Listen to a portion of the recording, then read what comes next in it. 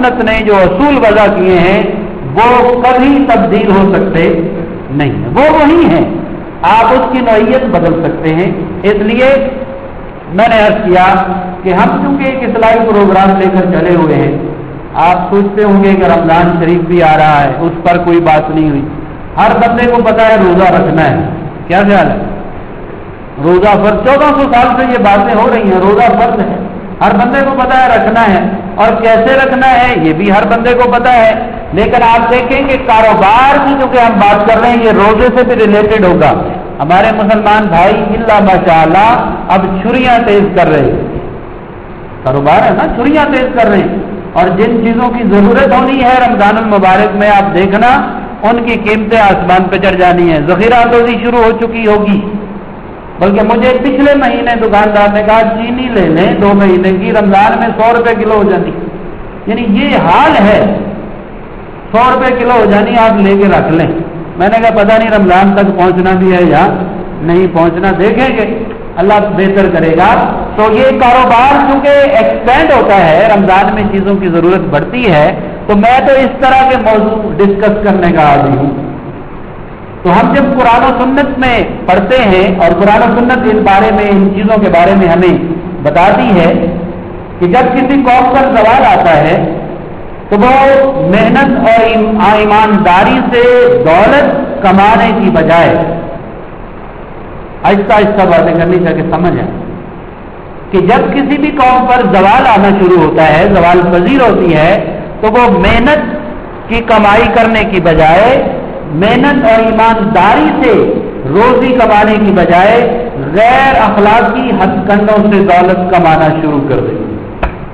کس سے کمانا شروع کر دیتی؟ غیر اخلاقی، غیر انسانی۔ اب اس پر پہلے میں نے باتیں کی ہیں، ذخیرہ اندوزی پر بھی باتیں کی ہم نے، اور ایماندار تاجر پر بھی بات کی کہ حضور صلی اللہ علیہ وسلم نے اور قرآن مجید نے ایک طرف اس چیز کا ریوارڈ بھی دیا ہے۔ حضور فرماتے ہیں جو ایماندار تاجر ہے، ایمانداری سے تجارت کرتا ہے، وہ بھوکا نہیں مرتا، یہ یاد رکھیے، کبھی وہ بھوکا نہیں مرتا، اور وہ اپنی ایمانداری سے منافع بھی کماتا ہے، لوگوں کو فائدہ بھی دیتا ہے۔ بلکہ میں قربان جاؤں، میرے مصطفیٰ کریم نے فرمایا جو ایمانداری سے تجارت کرتا ہے اسے موسیٰ علیہ السلام کی ماں کی طرح اجر ملتا ہے، موسیٰ علیہ السلام کی ماں کی طرح اجر ملتا ہے۔ پوچھا گیا یا رسول اللہ وہ کیسے؟ تو حضور نے فرمایا وہ اس طرح کہ موسیٰ علیہ السلام کی والدہ نے اپنے بیٹے کو دودھ بھی پلایا اور فرعون سے اجرت بھی لی، دودھ بھی خود پلایا، اپنے بیٹے کو پلایا۔ کبھی ماں اجرت لیتی ہے؟ جی ماں دودھ پلانے کی اجرت نہیں لیتی ہے۔ تو حضور نے فرمایا انہوں نے دودھ بھی پلایا کیونکہ حالات ایسے تھے، سچویشن ایسی تھی کہ اگر ماں کا پتہ چل جاتا یا بچے کا پتہ چل جاتا یہ کون ہے تو اس بچے کو وہ فرعون قتل کر ڈالتا۔ اللہ کی حکمت ایسی تھی کہ اپنی ماں سے دودھ پلایا موسیٰ علیہ السلام کو، اور فرعون نے اس کی اجرت بھی دی۔ حضور فرماتے ہیں ایماندار تاجر اس طرح اپنی قوم کے لوگوں کو پالتا ہے کہ نفع بھی کماتا ہے، اگر ایمانداری سے ہو تو اسے دوہرا اجر ملتا ہے۔ ایک طرف یہ بھی فرمایا، پھر ایک یہ بھی حدیث ہے، حضور نے فرمایا ایماندار جو تاجر ہے کل قیامت کے دن اس کا اجر نشر، اس کا مقام، اس کا مرتبہ، اس کی شان، اس کا حساب کتاب انبیاء، شہداء اور صدیقین کے ساتھ، یعنی اس کو جو قیامت کے دن مرتبہ ملے گا، بھئی اصل کامیابی تو وہی ہے نا، لیکن اس پر تو ہمارا ایمان ہی نہیں، اکثریت کا ایمان ہی نہیں ہے۔ وہ کہتے ہیں یہاں مل جائے، بڑا گھر مل جائے، سکون مل جائے، بیڈ مل جائے، گاڑی مل جائے، یہاں ہی سب کچھ مل جائے، قیامت کی اسے فکر نہیں ہے۔ تو میں عرض کر رہا تھا ایک طرف ریوارڈ بھی دیا ہے تاکہ لوگوں کو ٹیمپٹیشن ہو۔ دو قسم کے لوگ ہوتے ہیں نا معاشرے میں، ایک اس طرف سے آ جاتے ہیں وہ مولا کو خوش کرتے ہیں، کوئی بھی کاروبار کریں تو کس کو راضی کرتے ہیں؟ اللہ کو راضی کرتے ہیں، اور ایک ڈنڈے سوٹے والے لوگ ہوتے ہیں، جب تک ان کے سر میں نہ پڑے وہ مانتے نہیں ہے۔ اس لیے عذاب کی بھی بات کی ہے، جزا کی بھی بات کی، سزا کی بھی بات کی۔ تو میں عرض کر رہا تھا کہ وہ پھر غیر اخلاقی ہتھ کنڈوں سے دولت کمانا شروع کر دیتے ہیں۔ اب اس پر کومنٹری کی ضرورت نہیں ہے، میں رشوت کہوں، میں کرپشن کہوں، میں ذخیرہ اندوزی کہوں، میں غیر اخلاقی منافع کہوں، جتنے غیر اخلاقی ہتھ کنڈے ہیں ان سے وہ دولت کمانا شروع کر دیتے ہیں. حضرت علی شیر خدا رضی اللہ تعالی عنہ کی زرہ چور نے چوری کر لی کمانے کے لیے، پیسے لینے کے لیے. آپ نے فرمایا خرید لی، آپ نے لی، اس سے خرید لی، پہچان لی کہ میری زرہ چوری ہوئی ہے، خرید بھی لی، لیکن فرمایا میں نیک نیتی سے حلال ذریعے سے تمہیں پیسے اور روزی دینے والا تھا، تو نے میری زرہ چوری کر کے حرام کی کمائی کما لی. حلال روزی بھی مل سکتی ہے لیکن انسان صبر نہیں کرتا. کیا نہیں کرتا؟ صبر نہیں کرتا، اور وہ چاہتا ہے کہ میں اوور نائٹ کمپٹیشن ہے. اور آج کل ہمارے ملک کا جو حال ہے، اس میں ہر بندہ، ہر سرکاری افسر ایمانداری سے بات کریں، کوئی پرائیویٹ کمپنی ڈوب رہی ہے جی، ڈوب رہی ہے، اور اب ریلوے کو بیچنے کے اور خود خریدنے کے چکر میں ہے وہ جا. یعنی بے ایمانی اس حد تک کی جاتی ہے کہ اس محکمے کو ختم کر دیا جائے. ہماری اپنی آنکھوں کے سامنے آپ کو پتا ہوگا لاہور کے اندر ایک اربن ٹرانسپورٹ چلتی تھی، بڑی بسیں چلتی تھی، لوگوں کی روزی لگی تھی. وہ محکمے کے افسر، وہ محکمہ وہ بسیں کھا گئے بیچ کر، ختم ہو گیا. کتنے محکمے ختم ہو گئے، چلا نہیں سکتے، ختم کر دیا. یہ کوئی طریقہ نہیں ہے، یہ بے ایمانی ہے کہ ہم کسی کو فائدہ نہیں پہنچا سکتے.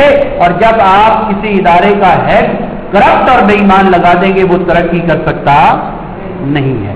اس لیے وہاں بے ایمانی آ جاتی ہے، وہاں پہ لوگ دولت کمانا شروع کر دیتے ہیں. تو فرمایا پھر وہ غیر اخلاقی ہتھ کنڈوں سے دولت کمانا شروع کر دیتے ہیں، جس کا نتیجہ یہ نکلتا ہے کہ اس قوم کی ساکھ خراب ہو جاتی ہے. کیا ہو جاتی ہے اس قوم کی؟ ایمان سے بتائیں، اب سب یہ باتیں جانتے ہیں، یہ کوئی سخت بات نہیں ہے. دکان سے شروع ہو جائیں، اپنی دکان سے شروع ہو جائیں. میں ایسے بھی دکانداروں کو جانتا ہوں، لوگ 10-10 میل دور چلے گئے ہیں، وہاں سے خریدنے انہی کے پاس آتے، پیٹرول ساڑ کر آتے ہیں، جلا کر آتے ہیں، جناب گاڑی چلا کر آتے ہیں. لینا وہیں سے ہے، کیونکہ چیز اچھی ملے گی، ٹھیک ملے گی اور ٹھیک منافع بھی ملے گی، صاف بن جاتی ہے. اور ہماری نیشنل صاحب کا یہ حال ہے، یہ ایک ایک لفظ پر تقریر کرنے والی ہے. ہماری قومی صاحب کا یہ حال ہے، چاول پروڈیوس ہمارے ملک میں ہوتا ہے. ہمارے مسلمان ممالک ہم سے چاول براہ راست نہیں خریدتے. کیوں نہیں خریدتے بھلا؟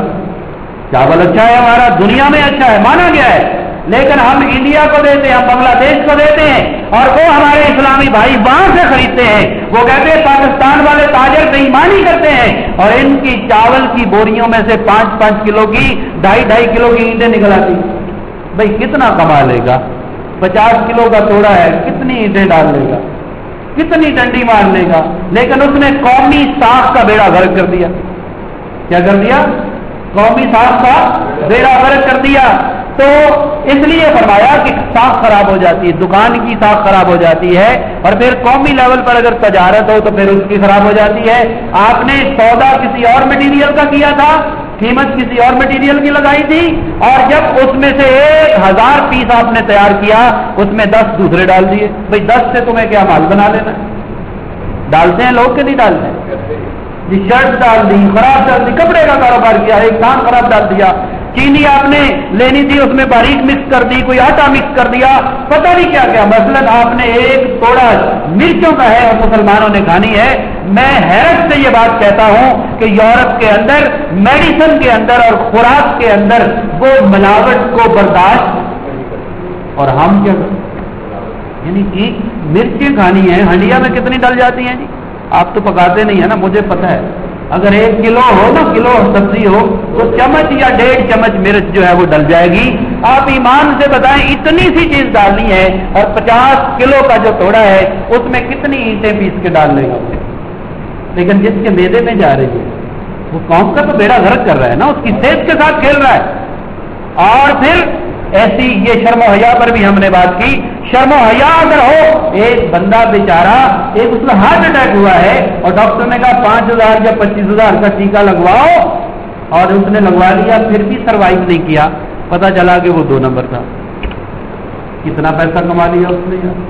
یعنی کوئی ہے ہمارے اندر اخلاقیات سے آری جو قومیں ہو جاتی ہیں وہ اس طرح کے کام کرتی ہیں. وہ پھر دنیا کماتی ہے، ان کی نظر دنیا پر ہوتی ہے. یاد رکھیں، جس کی نظر دنیا پر ہوتی ہے رب اسے دنیا بھی عطا کرتا ہے. جس کی نظر عقبہ پر ہوتی ہے، آخرت پر ہوتی ہے، رب اسے آخرت بھی دیتا ہے، دنیا بھی دیتا ہے.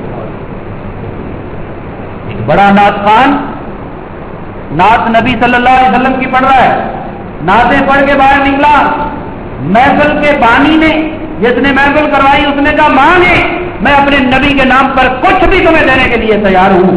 तो उसने कहा ये जो घर बना है जिसमें महफिल हुई है 1.25 करोड़ का है, ये मुझे दे दें। उसने चाबी निकाल के दे दी।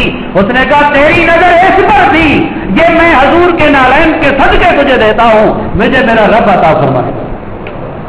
जिसकी जिस पर नजर होती उसे दे दे, जिसकी जिस पर।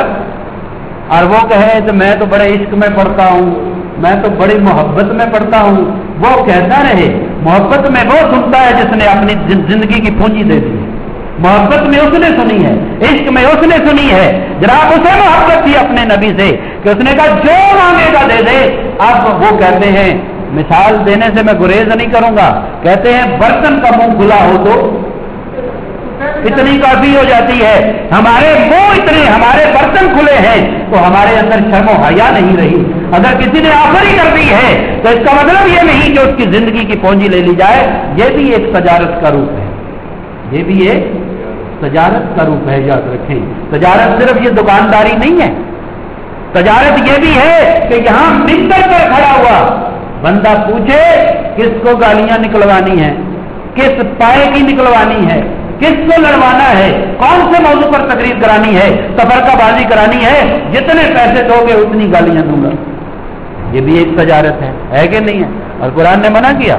और हमारे उलमा उन आयात को उधर लगाते रहते हैं। यहूदियों को कहा गया है कि समनन कलीला के बदले में मेरी आयात ना बेचो, तो हम नहीं बेच रहे जी, हम नहीं बेच रहे हैं। नाते हम बेच रहे हैं, हमद हम बेच रहे हैं, गला हम बेच रहे हैं, इल्म हम बेच रहे हैं, जुमे पर तकरीरें हम बेच रहे हैं, हम सब कुछ बेच रहे हैं। ये भी एक तजारत का पहलू है। तो मैं कर रहा था, सांस खराब हो जाती है और फिर दौलत बजाय बढ़ने के कम हो जाती है। उसकी हवस, दौलत बेशक बढ़ जाए, हवस कम नहीं होती, ठीक है ना। एक बंदा होता है जिसे भूख लगी होती है, एक बंदा होता है जो भूखा होता है, दोनों में फर्क होता है। जिसे भूख लगी हो रोटी से उसकी भूख खत्म हो जाती, याद रखें। जो भूखा होता है उसकी भूख खत्म नहीं होती, उसकी भूख फिर चूंकि वो भूखा है, नस्ली भूखा है, असली भूखा है, वो दौलत लूट लूट कर जनाब बैंक भरता रहता है, उसे खाना भी नसीब नहीं होता। डॉक्टर उसे कह देते हैं जनाब खाओगे तो मर जाओगे, खाओगे तो ऐसे ही है जी। तजारत उसने कमाई है। लेकिन किसी ने कहा, बड़ी खूबसूरत बात की, उसने कहा जब ख्वाहिशात थी पैसे नहीं थे। जब ख्वाहिशात होती है ना, बच्चा पढ़ रहा होता है कॉलेज में, स्कूल में ख्वाहिशात होती हैं, उस वक्त पैसे नहीं थे कि ख्वाहिशात को पूरा किया जाए। फिर ये वक्त गुजर गया, मुलाजमत मिल गई, कारोबार मिल गया, फिर पैसा आ गया, फिर ख्वाहिशात को पूरा करने के लिए वक्त नहीं था, फिर कारोबार में डूबा हुआ था, दिन रात उसमें डूबा हुआ था, फिर ख्वाहिशात को पूरा करने के लिए वक्त नहीं था। जब वक्त और पैसा मिला ख्वाहिशात को पूरा करने के लिए, डॉक्टर ने एक पर्चा बना के दे दिया, ये खा नहीं सकते। ये इंसानी जिंदगी इसमें बसर हो रही है और अक्सरियत की इसमें बसर हो रही है। खुदा का शुक्र करना चाहिए उस बंदे को जो 8 घंटे सर के ऊपर कोई दाबड़ा या ईंटें उठाकर मजदूरी करता है और शाम को दादा हजूर जाकर वहां से लंगर खाकर उसी सहन के अंदर खाबे खरगोश की तरह खराटे